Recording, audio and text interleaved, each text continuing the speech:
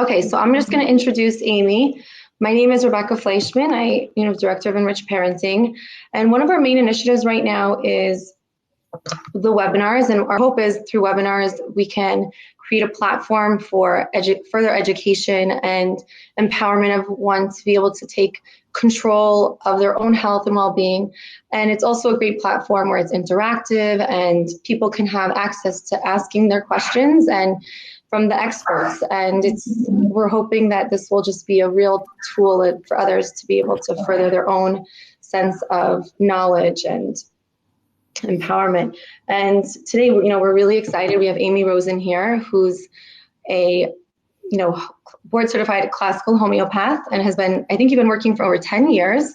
25. What's that? 25. Oh, 25. Oh my goodness. I don't know why I saw. Okay, so 25 years. Amazing. Yeah. Okay, and you have is it the Remedy Center? Is that right? Yeah. In New Jersey. Mm-hmm. So anyone out there in New Jersey, you can always contact Amy, her practice after. It's at the bottom, right? All your contact information, you can put it out there. And I'm just going to let you get started. Yeah, so I'm going to mute myself now, and hopefully, and I guess we'll open it up to questions at the end. You can post your questions during, and then we will magnify the questions at the end. So if you don't have to hold your questions, you can actually just put it in the chat box, and as she's presenting, and that way we can then address the question. So homeopathy is integrated into the national health services in many countries like Brazil, India, Mexico, Pakistan, Israel, and Switzerland. In India, where it's used most prevalently in the world, there are 100 million people that solely use homeopathy for medical care, and there are over 200,000 registered homeopaths. In the United Kingdom, over 10% of the population uses homeopathy, which is over 6 million people. And in the United States, the National Institute of Health reports that over 6 million people use homeopathy, and many of those for self-care, which you can too. Over 1 million of those people are children and 5 million adults.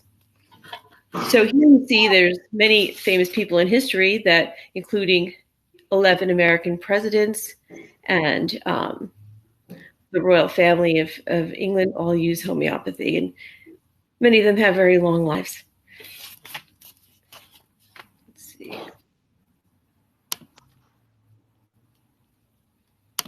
Okay.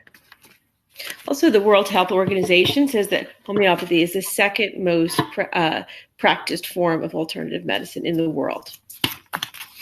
So if you've been using it, you're in good company.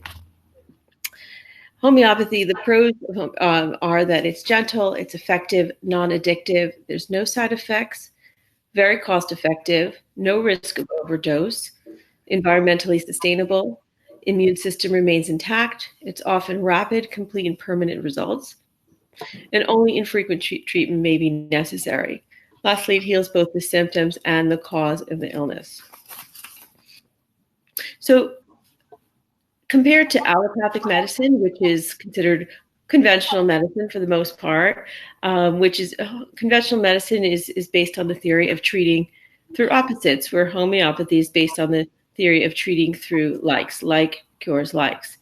So in allopathic medicine, illness is treated in isolation. This is why you have different doctors that each deal with different parts of your body, and oftentimes they don't talk to each other. Whereas in homeopathy, we deal with the whole person, and we try to find a remedy that is right for the person, not only just for the part or for the separate disease. We believe that, there's the saying that suppressing a body symptom is like unplugging a car's flashing oil light. When the symptoms of the body are the body's mode of expressing, it's the language of the body. We need to listen to that language and go deeper. So homeopathy treats individuals as a whole.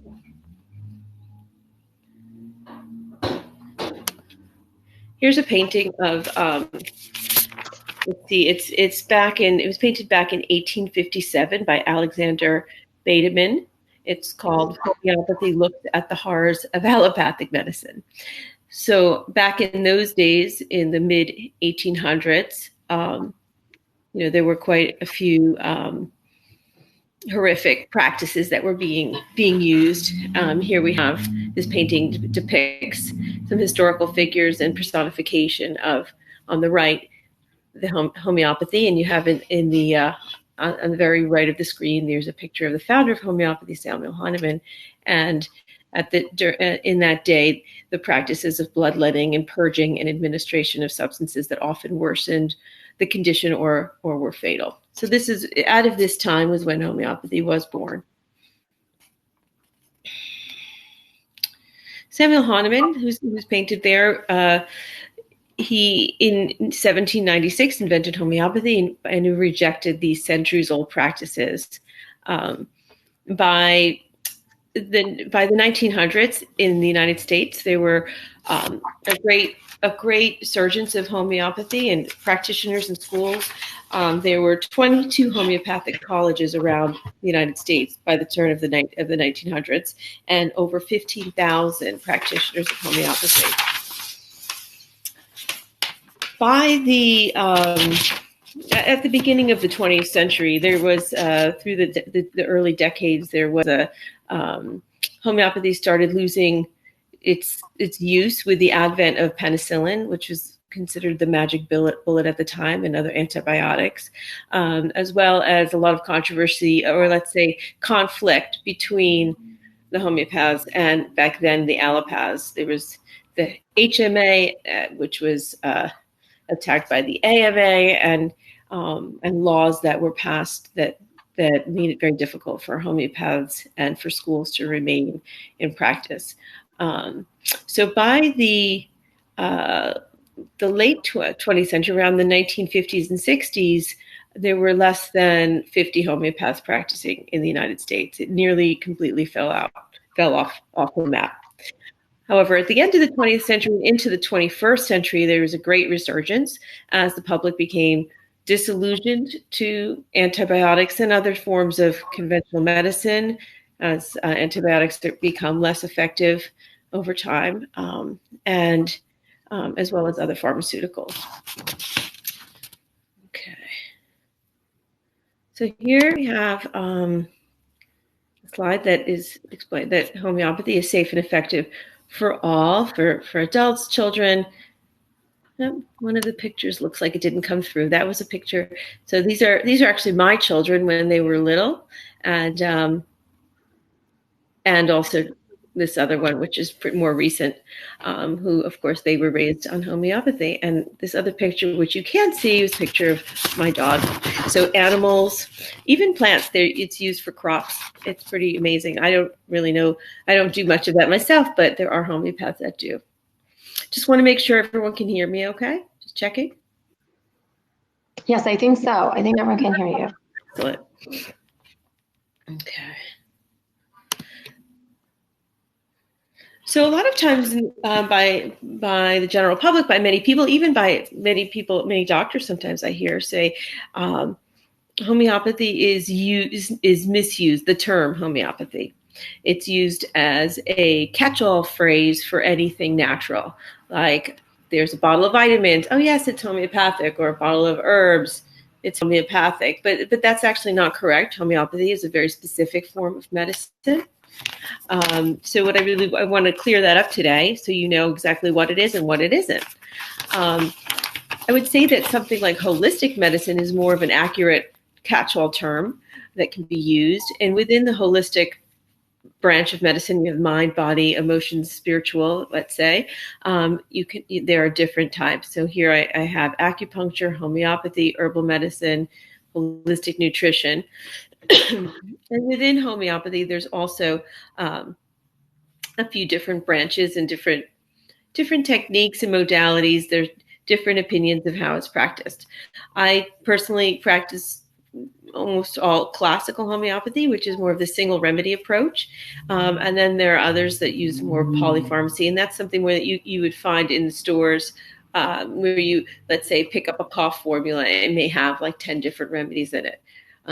As a classical homeopath, it's more about finding the one specific remedy that's the best match. Okay.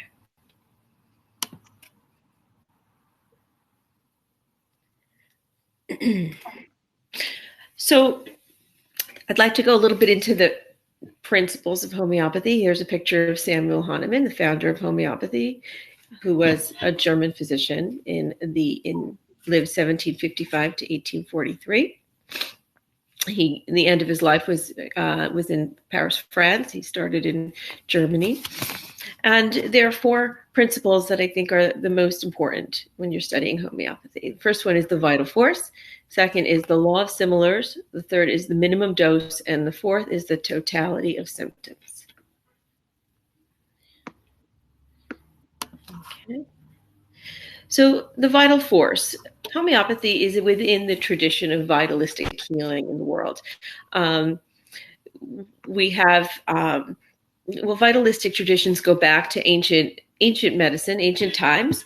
And it states that there is a life force, that living beings have a life force that animates us. And it's through that life force that not only we heal, but also that we can get sick. So in Eastern medicine, acupuncture also works within the vitalistic tradition. Homeopathy is a Western form of vitalistic tradition. Some people also mistakenly claim that homeopathy is Eastern medicine, but actually it's not. It was born in the West. So other vitalistic traditions in the world go back to ancient Egyptian medicine, Greek philosophy, and Hippocrates, 400 BC. Talked about the vital force, and today we have things like Reiki and therapeutic touch, which also use the principle of vitality. And within science and quantum physics, it would be equivalent, we think, to something like the electromagnetic field. So principles of science are coming together now in modern day with what ancient healing systems have known. So we're able to explain things more and more.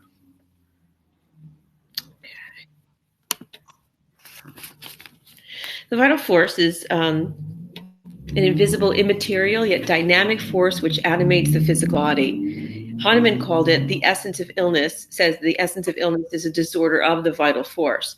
So since the essence is that there's a disorder of the vital force primarily, and that manifests in physical symptoms and also other symptoms, emotional, mental symptoms, in order to heal, we need to be able to have a medicine that can affect the vital force. And through the process that we use as a homeopathic potentization, which I'm going to get into, we can stimulate the vital force for healing or healing response. Here. Also, I have examples here of Ayurvedic medicine called prana, Chinese medicine, the qi, and even in the Torah, we have the life force of the flesh is the blood. So it alludes to the life force. And we have Rabbi Nachman of Breslov talks about the vital spirit. He says, from the very beginning of life, there is a vital spirit in the heart which causes it to contract and beat. The beat affects all the blood and the fluids of the body. It beats in all the limbs of the body, just as the wind blows over the sea and beats and stirs the waters, so they do not stagnate. I thought that was beautiful. And the Ramban says, as long as health is stronger than illness, there is a greater chance that the body will be healed. The question is whether we are giving our bodies the right conditions and the right atmosphere to heal. So here he alludes to both the vital force and the treatment of the underlying cause of illness, a person's susceptibility, their constitution, rather than just treating the plant, you have to treat the soil. And that's in homeopathy as well. So I'd like to talk for a minute about paradox, because there is quite a bit of paradox in homeopathy. And I think that actually life is a paradox. And that's why when you get to a paradox, then probably you're getting somewhere near the truth. And I'm going to talk about a couple paradoxes that exist in homeopathy. So a paradox is a seemingly absurd or self-contradictory statement or a proposition that when investigated or explained, may prove to be well-founded or true.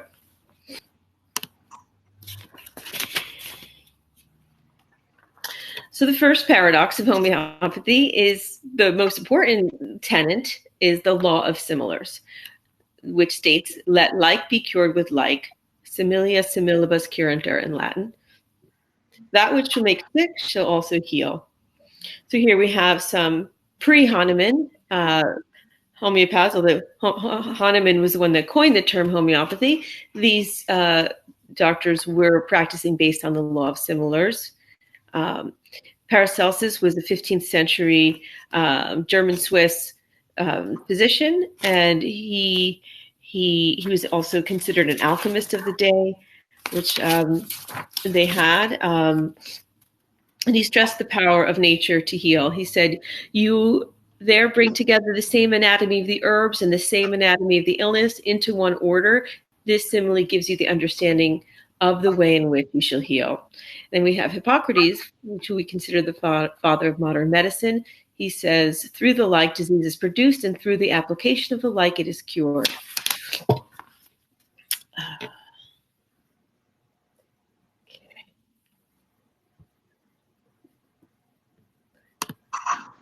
So the law of similars, some examples of the law of similars in Exodus 8, the Lord said to Moses, make yourself a serpent and put it on a pole and let whoever is bitten look at it and live. Moses made a copper snake, put it on a pole, and whenever a snake bit a man, he would gaze upon the copper snake and live. And in the Mishnah, Rabbi Matya ben Harash permits the victim of rabies to eat the lobe of that dog's liver. A bit controversial, but it was something that happened. So 2 examples of the law of similars in Judaism. The law of similars, some examples of remedies that we use, to give you an idea.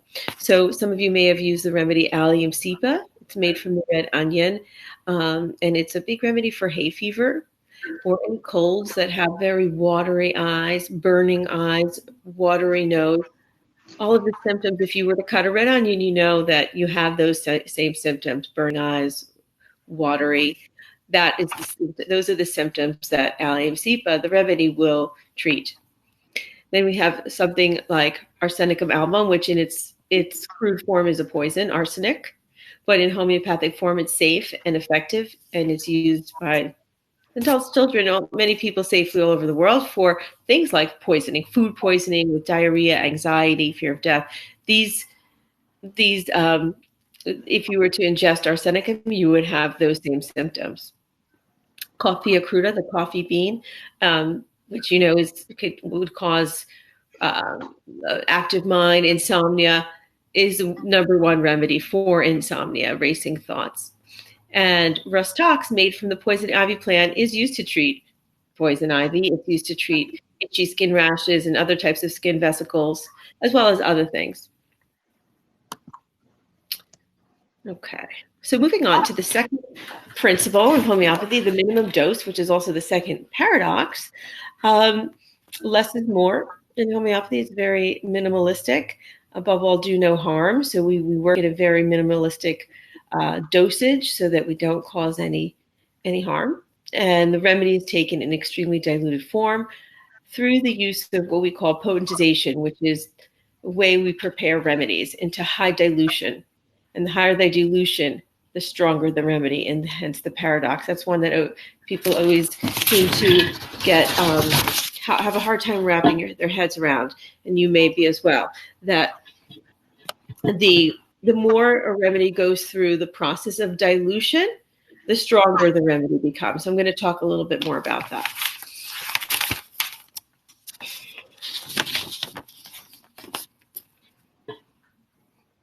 Let's see here. Someone asked a question, can someone repeat what the Ramban says? I missed the slide. Let me see if I can get that back for you.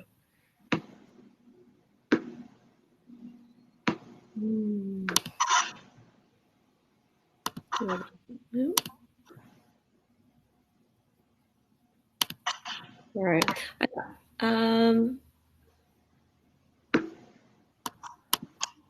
Here it is. If you want to take a look, Sarah. As long as health is stronger than illness, there is a greater chance that the body will be healed. The question is whether we are giving our bodies the right conditions and the right atmosphere to heal. So things like clean air, good nutrition, a healthy environment. These are all just as important.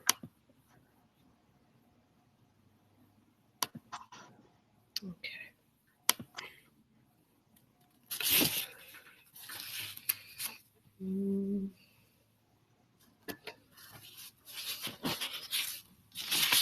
Okay, so I'd like to talk a bit about potentization, which is the way a remedy is made. Let's see here. So when a remedy goes through the process of from its original crude substance, that substance is extracted from its natural source, whether it's a plant, mineral, animal, metal. We have remedies made from all of those things. It goes through a process of dilution and succussion. So as you see here, we start, let's say, with a plant remedy. It goes through the mortar and pestle. We grind it, and we use a little alcohol, and eventually get one liquid drop. And that drop is diluted. There are different scales, but if we're working on a C scale, C stands for 100. And so we have one drop of, let's say we're making a remedy out of chamomile. So we have one liquid drop of chamomile, and then we dilute that with 99 drops of water. And then it's called succussion. And the succussion is a vigorous shaking and banging of the remedy. So one drop to 99 drops, and then succussion. And then you take one drop of that to another 99 drops and succussion again. So there's 1C, then we have a 2C, and then one drop of that to another with another succussion. Then you have a 3C, and it goes so on and so forth, each time exponentially becoming more and more diluted. So yes, the more it goes through this process, the stronger, the longer active, the deeper healing, and the fewer doses are needed at the higher the potency. I'm sure we may get some questions around here, but I'm going to keep moving on a little bit, and we can answer some questions later. Or if you can just jump in if you have one. Why does this work? There's some theories about water and the principles, the properties of water. I mean, water is an amazing substance that we probably know very little about and what it can do. Scientists are studying that more. The memory of water, and water is imprinted with the blueprint of the original substance. So there was a scientist, Jacques Benveniste, in 1988. He published in Nature magazine. He was a French immunologist, about the ability of water to retain the memory of the substance previously diluted, even after serial dilutions. There was also another scientist that did a lot of work in this area. His name is Luc Montagnier. He won the Nobel Prize in 2008 for the discovery of HIV. And he's done also a lot of work on this subject of the memory of water. He claims that, quote, the DNA emits weak electromagnetic waves that cause structural changes in water that persist even in extremely high dilutions. So, end quote. So water is imprinted with the blueprint of the original substance.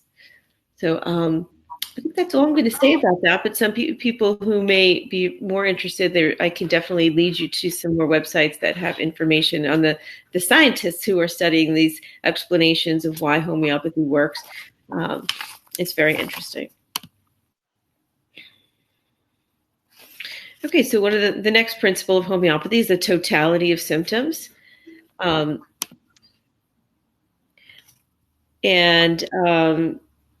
So individuals' physical, mental, emotional states are thoroughly examined in the interview. Different remedies given to different people for the same illness based on individual particular physical, mental, emotional symptoms. So meaning I may see 5 different children with chronic ear infections, and each of those 5 may get a different remedy based on the totality of their symptoms. So is the pain on the right more? Is it on the left more? Do they have any other symptoms in their body? When did it start? What is their patterns of eating, sleeping, things like that? Getting a full picture of the totality of that person and finding a remedy so to treat both the specific symptoms and the total person, so treating the person. And this is why an intake for a homeopathy session generally takes some time, because we really go deeply and in breath to get a full picture of a person, to find that right remedy out of thousands that are available. Okay.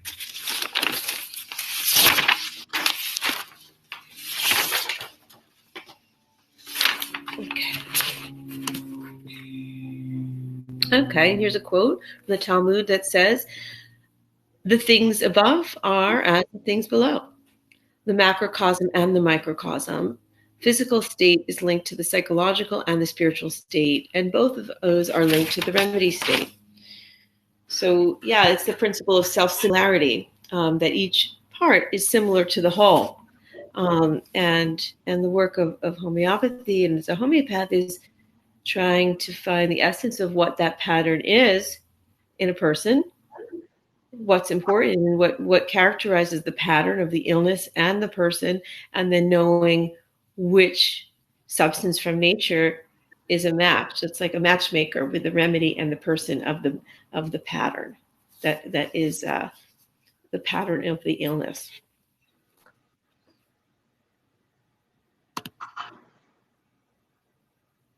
And I just want to say, when that's done well and a good match is found, that's when we really see profound healing and sometimes miraculous results, I can say. So how do we know what from nature actually, what the properties of a substance are in making these matches, in what properties each substance has and the healing properties? Well, it's a very defined experiment that we do, which is called a homeopathic proving. And the proving goes back all the way to Hahnemann. He did provings back a couple hundred years ago. We still have that information today. It still even is used. So homeopathy is a growing body of knowledge based on these provings that we do, that happen. And so a substance becomes a remedy by doing double-blinded studies called these proof experiments on healthy individuals. And the first proving was done by Hahnemann of the cinchona bark, which was used and still is used. Is quinine is used as one of the main remedies for malaria. Hahnemann did this proving because he became a medical translator. He was a linguist. He knew over 8 languages, and in the time he gave up his practice of medicine because of the barbaric practices of the day, and he became a translator of medical texts. This is before he discovered homeopathy, and he was translating Cullen's Medical Encyclopedia, and he read and translated that the quinine, the cinchona bark, was a cure for malaria because it tasted bitter. And he wrote translator's note. Doesn't agree, because there are other things that are bitter that don't cure malaria.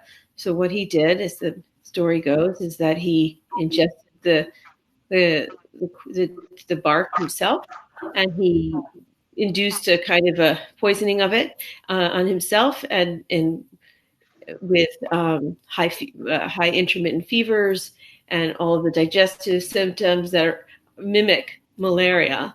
And this is how he sort of came up with realized the law of similars and slowly developed the science. Okay. Let's see here.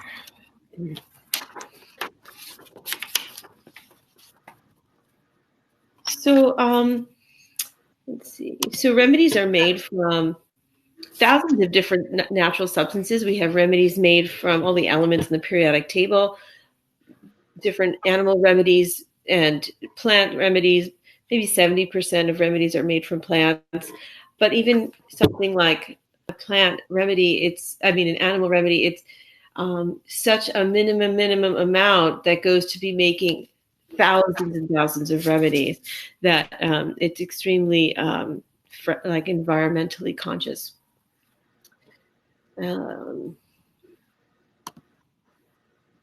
A remedy works by prompting the inner healing capacity of the individual, giving the immune system a chance to restore health and equilibrium.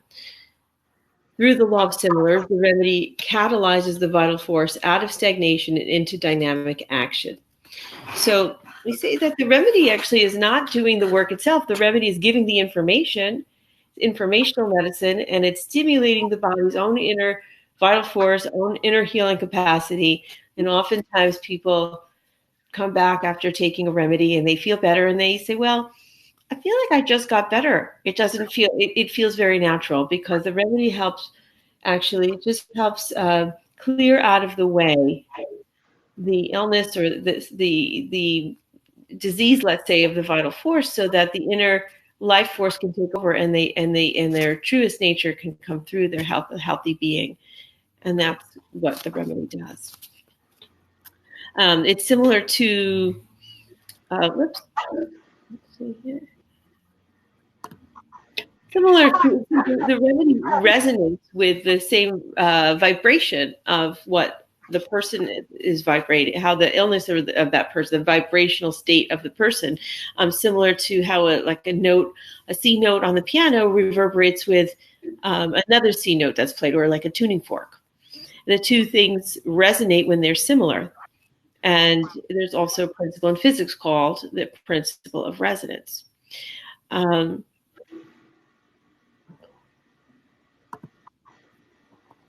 So homeopathy can be used for acute illnesses and first aid, as well as chronic illness and epidemics. And I want to just take a minute to go over the difference between these, as I think it's important.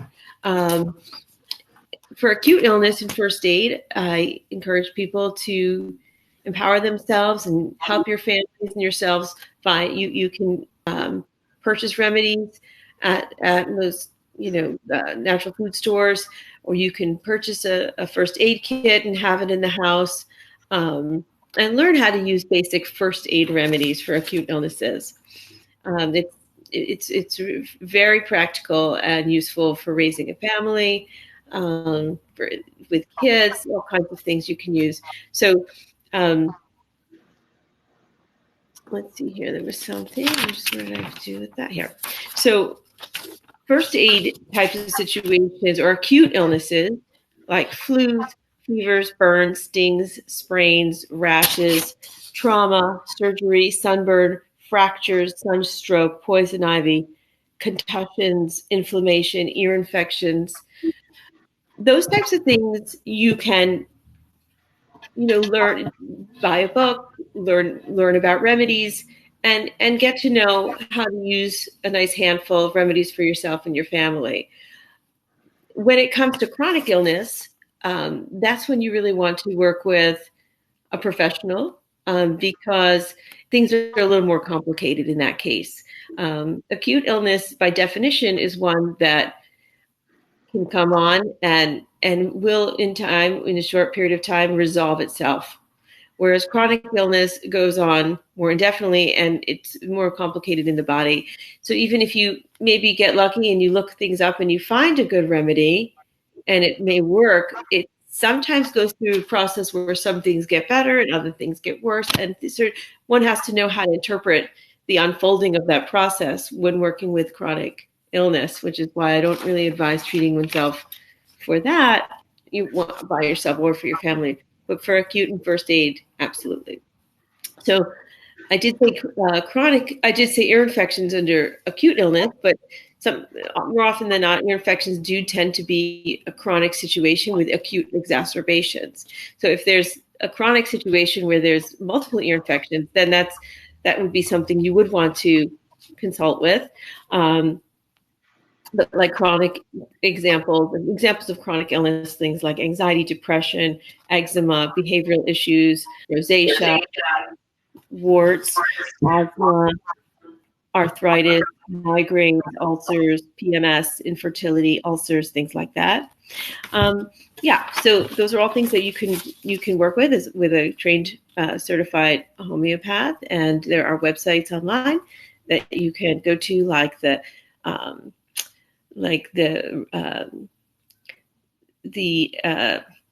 CHC, the Council for Homeopathic Certification, what's the board certification for homeopaths, and the Registered Society of Homeopaths. and those, that's called the North American Society of Homeopaths, NASH. Those are both good registries, and you can find someone locally or find someone that works. A lot of people like I do work at a distance as well, through Skype and things like that. But you do want to find, check what the credentials are of someone, because in most states, homeopathy is not a license. So you really have to do your own due diligence as a consumer and know what the credentials and what the education is of the person that you're seeing. And lastly, I want to talk about epidemics, is that homeopathy historically it gained most of its fame throughout the globe in epidemic illnesses throughout history. And it's actually very effective. It's a bit of a slightly different method when you're treating thousands of people. And hopefully, that's not necessary too often, but it does happen. And through history, homeopathy has been extremely effective in things like yellow fever, scarlet fever, cholera, typhoid, malaria, influenza like the Spanish flu of 1918, and even today with HIV/AIDS.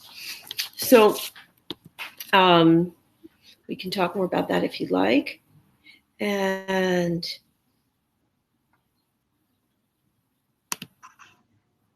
I'm just going to go through 3 basic remedies, since this is the ABCs of homeopathy. I thought I'd do A for aconite.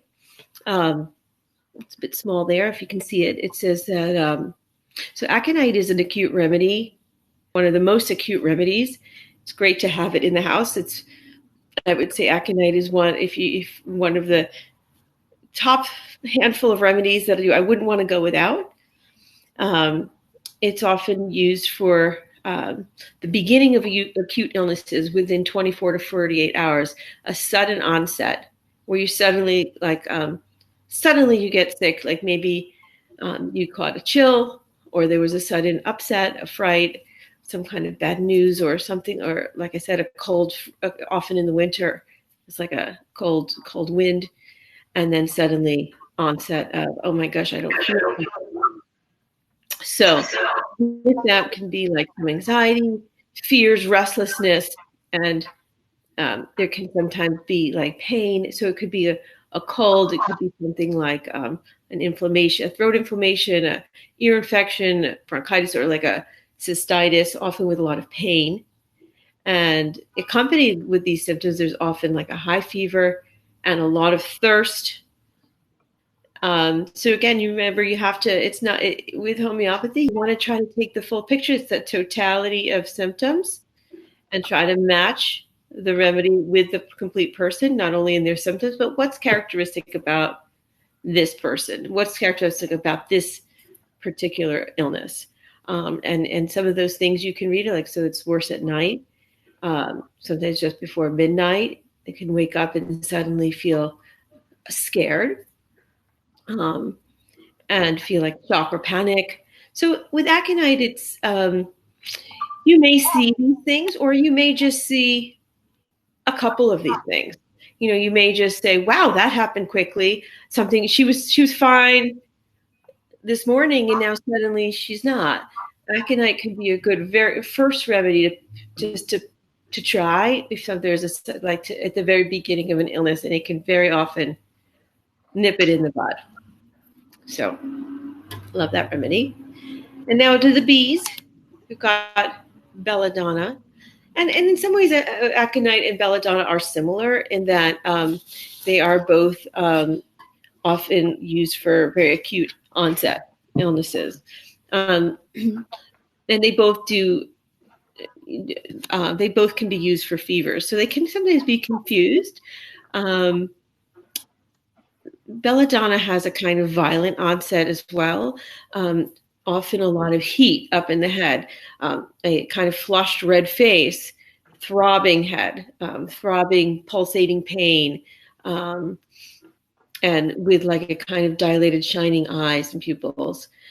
There's a lot of redness, burning heat, hot to the touch, so radiating heat, and there's a kind of strange, like so in homeopathy, sometimes there's like we call them strange, rare, peculiars. There's symptoms that are characteristic for specific remedies. They're like dead giveaways.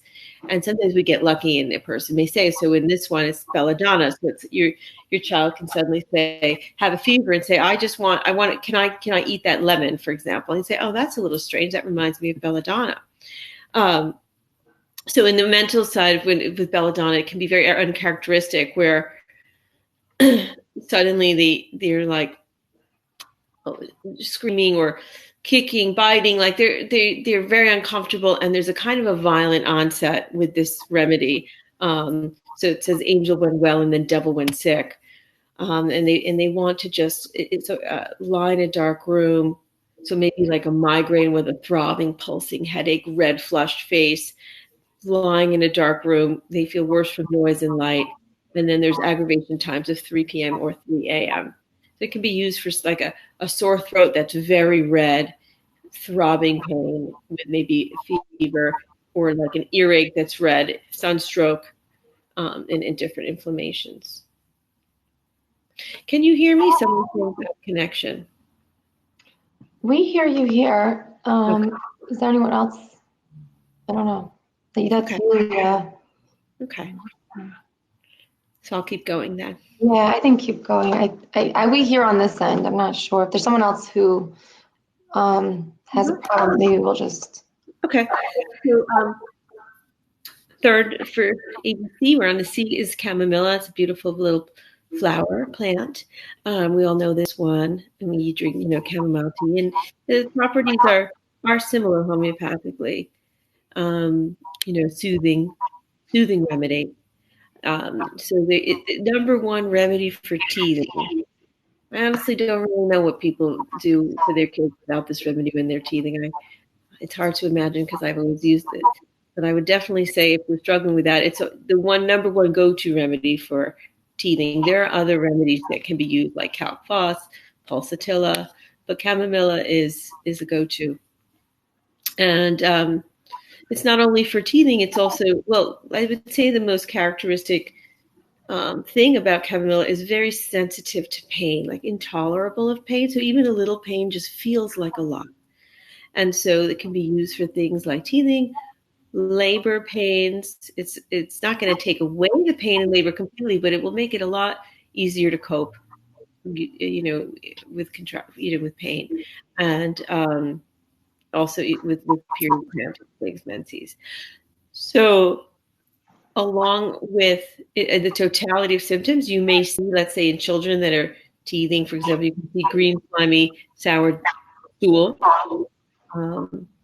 That, like I said, oversensitivity to pain, feels unbearable. There can be extreme irritability. So you can see this in different situations where with that intolerance of pain, there's also real irritability, angry, demands relief from the pain, but then nothing helps. And then don't want to be touched, don't want to be spoken to, desires to be carried. I'm sure most parents here can relate to this sometime or other with their children. Babies that whine, scream, are unconsolable. They demand something, then they throw it. They don't know what they want. And there can be like this there's this characteristic symptom of chamomile with one red cheek. And then there can also be often ailments from coffee, people who are sensitive to coffee. And this remedy can work often to kind of help those symptoms if there's a kind of irritability that occurs after drinking coffee, and as well as like feeling angry. So these are 3 remedies, and just examples of how you can go about studying a new remedy. You want to know about like what are the main things that it can work for? What are the times of day that they see aggravating? What are the things? What's the mental picture? What is the overall picture of this remedy? So you get to learn them over time. And the more you use homeopathy, you get to know them more and more, and they become like friends. Here's my website, theremediescenter.com, where you can find information about me and my practice. And I have a new website that I'm currently building So that will be coming hopefully soon. And my email address where you can contact me if you have any questions or you need help with anything. I would be happy to hear from you. So I want to just answer any questions that anyone may have and clarify anything. Anyone?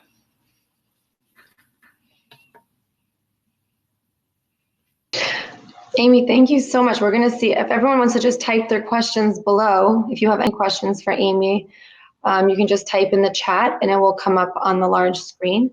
I wanted to ask you, Amy, do you have any specific book or is there a particular website that you are fond of in terms of finding the correct remedies for acute and home care? Right. The National Center for Homeopathy has a lot of really good information. The largest website out there for the general public. As far as which one is that? Which one is? Yeah, it's the National Center for Homeopathy, NCH. The NCH. Okay. What else? There is this book is. Let's see here. There's one called Homeopathy for Pregnancy, Birth, and Your Baby's First Year by Miranda Castro that I like. Oh, okay. Okay, great. Yeah. There's so many, really. You have to. There's Kate Birch has a book on Amazon, which is very good for acute, like first aid. Kate Birch, Birch, on Amazon. You have to flip through and see which one you like. There's what speaks to you, but I think those are good starters. And like I said, the National Center for Homeopathy.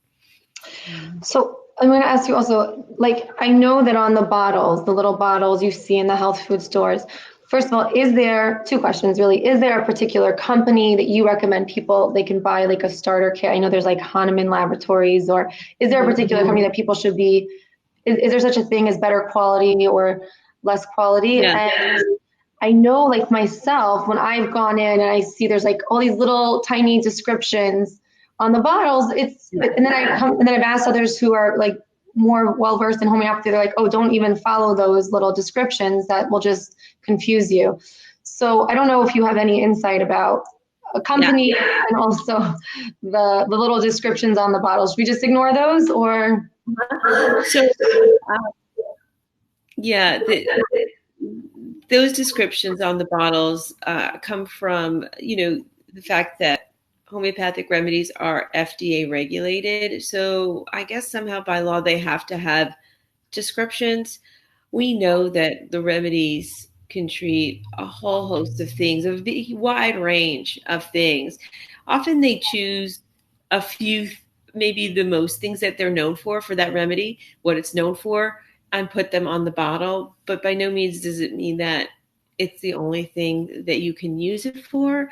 So I would say, I don't really pay attention too much to what's on the bottle. I mean, there might be some truth to it for sure, but it can confuse you because you think, well, I thought it does this, and here it says that.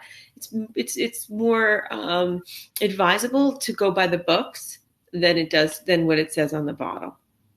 Okay. As far as where to buy remedies, and there are more professional grade and then more consumer grade. So the most commonly found remedies are the blue tube, the borons, and those are good. They can be found at things like Whole Foods. Personally, I do use all professional grade in my pharmacy that I have in my office. So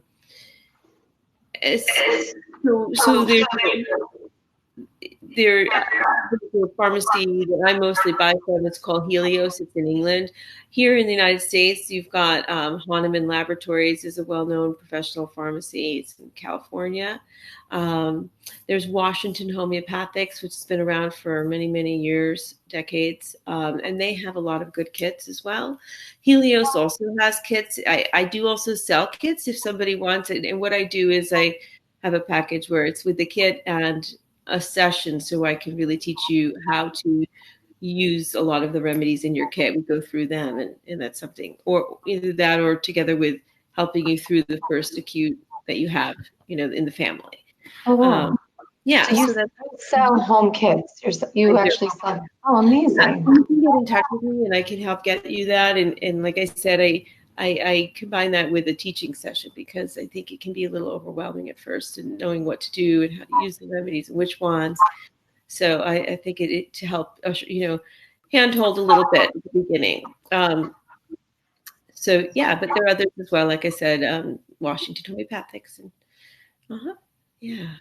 Okay, I'm going to publish someone's question. I see now they're just popping up.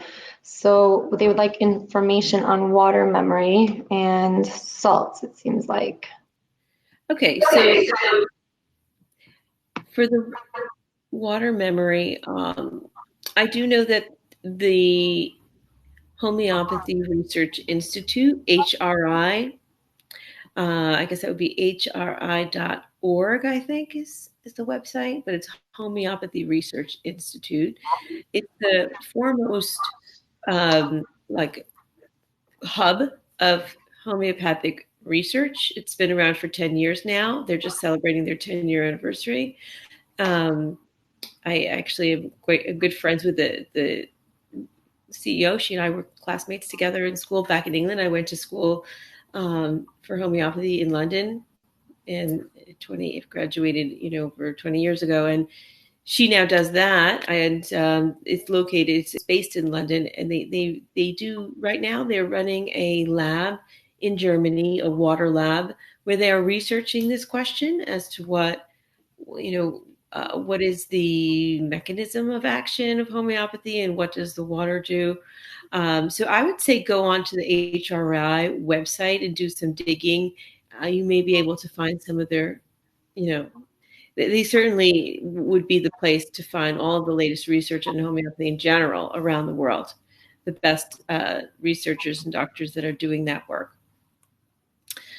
Okay, so the salt. Great. I think you mean tissue salts, like the tissue salts, like the biochemical salts, the Schussler salts. Is that what you mean? I'm not sure. Would you like, she just wanted information on memory and salts. But there's another question here.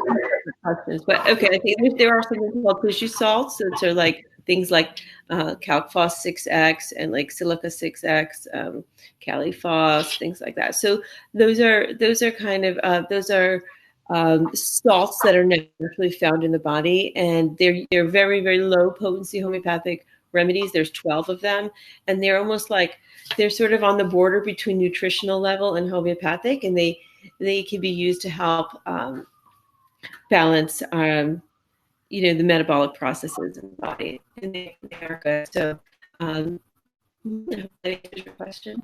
So what are my thoughts on bowel noses and matronals? They're great. The bowel noses and matronals. So there's different categories of homeopathic remedies. We have there's the remedies, then we have a category called nosodes. Nosodes are homeopathic remedies that are made from diseased substances, so there's a remedy, for example, like tuberculinum, which is a commonly used remedy, and it's made from the sputum of a tubercular patient. And it sounds like, oh my gosh, why would anybody ever take that? But actually, in homeopathic form, it's safe, and it's very commonly used for people that have a lot of chest symptoms. It's also goes along with the full totality of symptoms of other things as well, like a restlessness and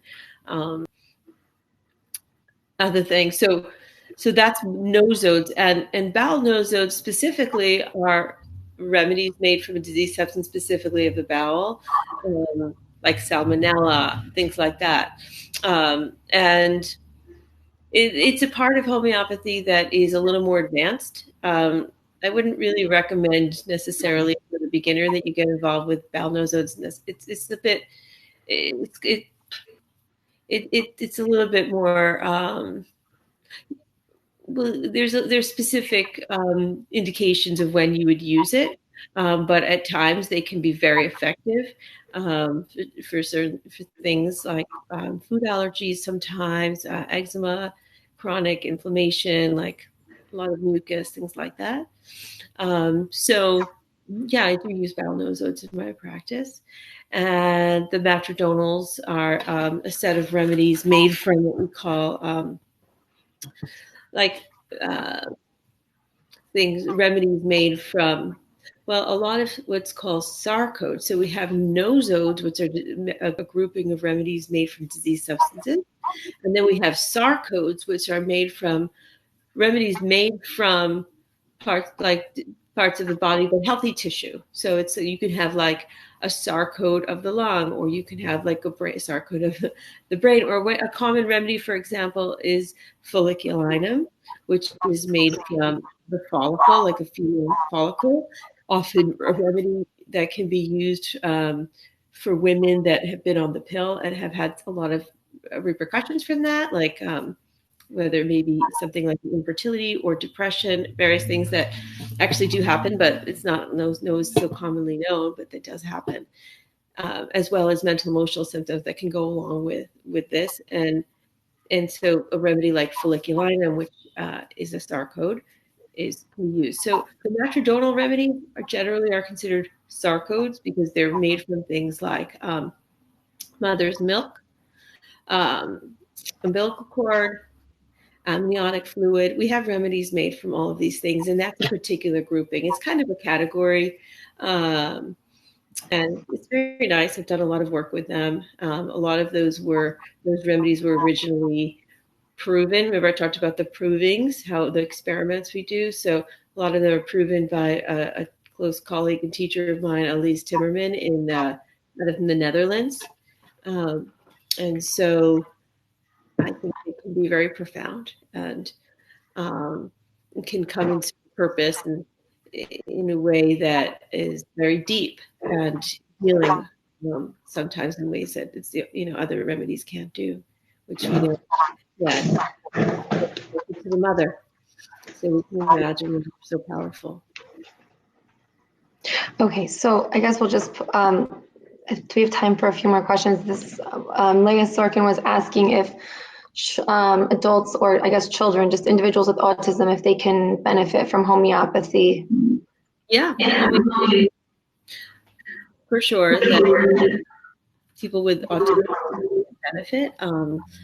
It really, it can certainly help with different functions and different, maybe parts, some types of limitations there or discomfort they might be experiencing, to help raise that level of function. And I have done, worked with many with great success. So yeah, absolutely. Okay, awesome. And I think the last question we have is, can it be used to reverse chronic disease such as autoimmune conditions? Oh, hi, Karen. To reverse chronic disease such as autoimmune conditions. So that's a pretty general question. Each individual is so different, and when it comes to autoimmune disease, it's complex, um, and sometimes it's what we would do is what I would do. The way I would approach that if someone comes in is to, of course, take a full case history, which usually I leave 2 hours for. It's very in depth and complete. And unravel all the physical symptoms and what are the emotional components and when it started, and if there are different suppressive elements like medications that it may have suppressed things, and really try to understand like what's happening in that particular person. So the short answer is yes. It can be used to heal autoimmune and other chronic illnesses for sure, but but it's so individual, and there are many factors at play as to as to why a person may what's happened and what may need to happen in order for that person to heal, including life situations.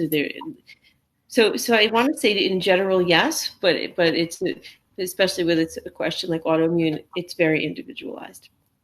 I hope that answers the question. Yeah, I think that's great. Thank you so much. I just want to thank you, Amy, for being here today and let everyone know, Amy has been practicing homeopathy for 25 years. She's a registered nurse. She has a practice in New Jersey, and it's called the Remedy Center. and this is in Morristown, New Jersey, and you can contact her. She has an email. Your email is, it was at the end of the at mac.com. Okay, awesome, amazing. And I think that was so helpful, and I hope anyone who, wants to further have any further questions, they can definitely, reach out to your practice, your remedy center. And I really appreciate you coming here today. I appreciate everyone coming on and participating, and we hope to see you all soon. And thank you again, really. Good luck with everyone. I encourage you to explore homeopathy for your family. You can do it, and you'll learn slowly but surely. Thank you again for inviting me. I would love to come help anytime and share more information. Amazing. Thank you. Okay, all the best. Take care. Bye-bye. Bye.